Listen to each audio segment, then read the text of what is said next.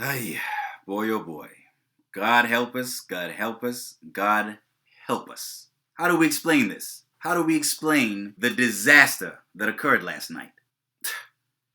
I've said for a long time, historically, it's relatively rare for one party to hold on to the White House for more than 2 consecutive terms. You had exceptions, of course. You had the Roosevelt and Truman years in the 1930s and 40s, when the Democrats held on to the White House for 20 years straight, and you had the three-peat that the Republicans pulled off in the 1980s, in the Reagan and Bush years. But it's generally very rare for one party to hold on to the White House for more than 2 consecutive terms. For that reason, I thought that this election was really the Republicans to win or lose. I figured any other Republican candidate, any other nominee besides Trump, would practically have had this election in the bag, especially against Hillary Clinton with all of her personal baggage. So I thought that by nominating Trump, the Republicans were shooting themselves in the foot, quite frankly. I thought that they were basically pissing away this election by nominating such a prize fool. Apparently I was wrong. Apparently, a lot of those middle-of-the-road swing voters who vacillate back and forth between the two parties over time, the kind of people who voted for George W. Bush but also voted for Obama, apparently a majority of them, or so it would seem, voted for Trump this time around. Even though President Obama is leaving office with substantially high approval ratings. It seems at least some of the people who voted for him turned around and voted for Trump this time. Whether it was because they were just oblivious to Trump's flaws, or whether it was because they recognized his flaws but figured that his virtues outweighed them, or whether they simply thought Hillary Clinton was that bad, so bad that even Trump, for all of his monstrous inadequacies, would nonetheless be better. Whatever the reason is, it seems a lot of those swing voters ultimately went with Trump. I think the main lessons to learn from this debacle is the importance of avoiding overconfidence and complacency in politics, especially American politics. Ever since Obama was first elected in 2008, I've been hearing so much talk from the left about how a long-term Democratic majority was sure to take shape as the country diversified, as younger Americans left or abandoned conservative ideals, especially on the social front, in droves, as women entered the workforce and became more and more empowered, as the country's population turned steadily browner. Well, apparently those prognostications were far too optimistic. Now, I'm not saying that it won't still be the case in the long run that America will become more brown and more inclusive. But clearly, in the meantime, that won't stop Republicans from still winning victories, enough victories, substantial enough victories, to do some serious damage in the meantime. It just goes to show that politicos in general, whether they're politicians or their supporters, their grassroots supporters, are making a huge mistake when they interpret any election victory as necessarily being a mandate, a popular mandate for the victorious party to achieve everything they want to achieve once they're in power. Just because you win the support of the voters in a particular election does not mean that they are signing up for you to achieve every item on your ideological wish list, nor does it mean that they are pledging their undying loyalty to you in the years and elections to come.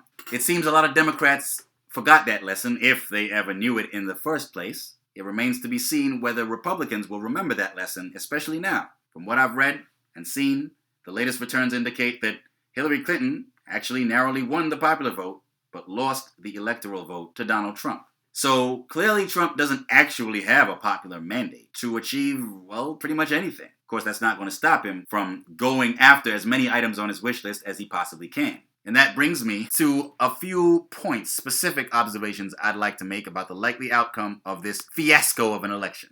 First of all, I think we can safely stick a fork in Obama's legacy on the policy level. His main legislative achievement on the domestic front was Obamacare, if not his only legislative achievement. And on the foreign policy front, you pretty much have the Iran deal and nothing more.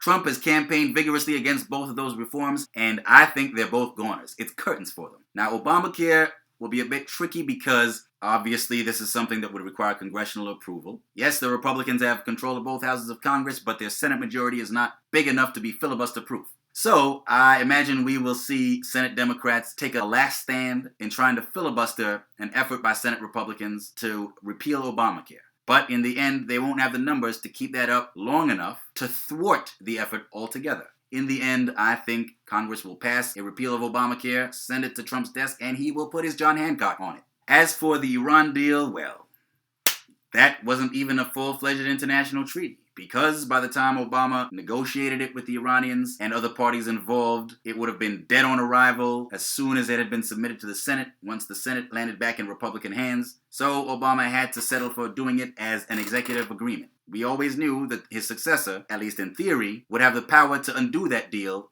with the stroke of a pen. I have no doubt that that's exactly what Trump is going to do within perhaps days of being inaugurated as president. It's a tough thing to contemplate, but it turns out that America's charismatic first black president will have seen pretty much all of his policy achievements, certainly his substantial ones, ultimately thwarted by his successor, as well as by Republicans who obstructed him throughout most of his presidency, the final 3/4 of his presidency. Another observation is that looks like Senate Republicans were right to gamble last winter on blocking a vote on Merrick Garland's nomination to the Supreme Court to fill the late Justice Scalia's vacant Supreme Court seat. Apparently, they've won the bet. They bet that they could wait out Obama until after the election. Hopefully they would hold on to the Senate and get their presidential nominee elected to the White House, and then they could replace Scalia with an equally conservative justice. Looks like they were right. Looks like they guessed right, and they're going to have their way on that front. And what that means is Justice Ginsburg is going to have to make sure she takes damn good care of herself, because she needs to live until at least 2021. From the point of view of all the liberals out there, and remember I said in a YouTube video last winter, I actually like my Supreme Court split more or less evenly between left and right. So I'm not necessarily looking for someone like Ginsburg to be replaced by a Donald Trump, God forbid. If she doesn't last until 2021, then he just might get that opportunity. So I wish long life and health to Justice Ginsburg. Not because I share her philosophy of constitutional interpretation, but because I don't wholeheartedly share the philosophy of the right wing of the bench either, and I don't necessarily want to see them take over completely. Now, last summer, one of the things I pointed out in response to the Brexit vote was that mocking voters who voted to leave the EU was a bad look for elites who defended the EU.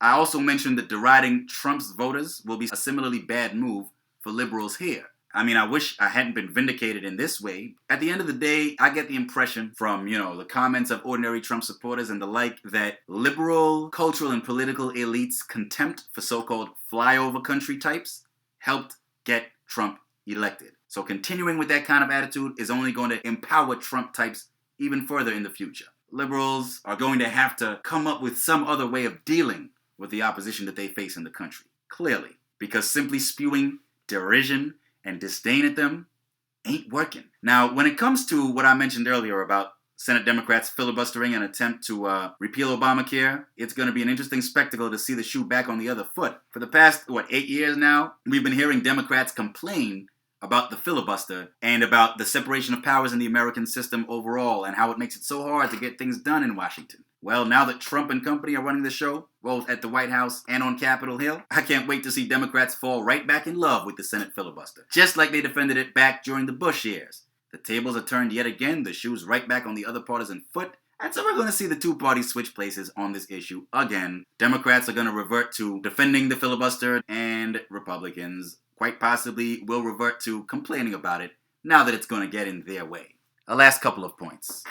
Clearly, America's political, media, and cultural elites are badly out of touch with much of grassroots America, and those of us who are dismayed by yesterday's outcome badly need to wake up to the dangers of cutting ourselves off from people who don't share our views. Again, like I've mentioned in past videos, there's data to support this. Americans increasingly live, work, and associate only with people who share their politics, and it is for the birds. It is a terrible, terrible trend in American life. It further polarizes the country, and as I think Democrats just found out very much to their chagrin, that tendency only makes it harder for them to make their case to the American people, or at least to enough of the American people.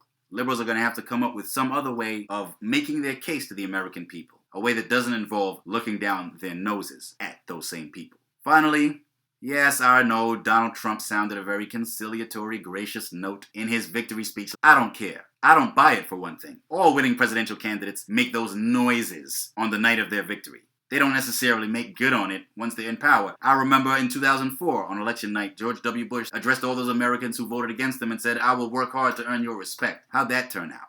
I expect nothing from Donald Trump. I don't expect him to unify the country. I don't expect him to heal the wounds that this campaign opened up. I don't expect him to even just take a good solid stab at achieving either of those objectives. And I will never, ever refer to that man as President Trump.